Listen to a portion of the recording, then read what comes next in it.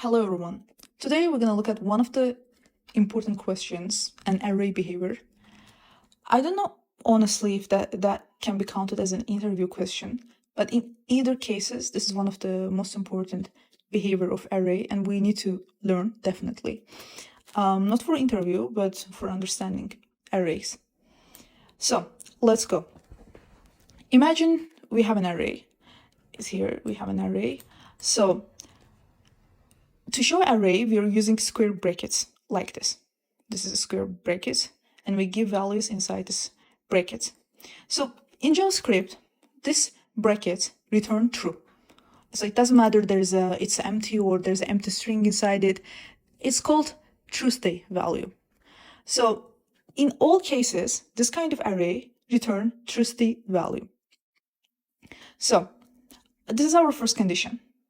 Before me explaining the answer, you can stop the video and answer the question. It would be much more better to solve the question with your own knowledge than check if it's true or not. So now I'm going to start explaining what kind of answer we will get and why. Here we return the value, we get the value, it's a condition, so we get the value array, and so it's equal to this square brackets, and I told you it's always true. So in all cases, it will return the first value, console log array exists, because array is true. It doesn't matter it's empty string, or there is no string, it will return true. It's one of the behavior of JavaScript.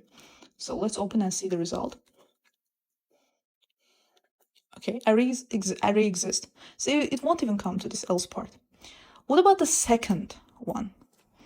Actually, second condition is considered much more better, because here we are asking two questions. The first question is the array completely empty? You see, we're using length to check that if it's completely empty. Then we have or, this is considered as or. We also have this condition, one of the condition. Let's say, this one. It's called and. It means that both left and right side should be involved. But here, if one of them is true, it's true. Okay, so if the length array completely empty, or the first item, as you see, we start from 0 means first in length. So if the first item is just an empty string, in any of these cases, it will return true. So as you see, our array is empty right now. So the console log will return us the first message. Let's check. Array are empty or invalid. Imagine there's something inside it. Apple. So second message we get showing array. Okay, but here we didn't get no array. The condition even didn't come to this part. So because this one always return true. Therefore, it's important to understand this question and the behavior of array, to understand the concept of array, because as we all know, it's one of the most important topic in JavaScript. So good day for today.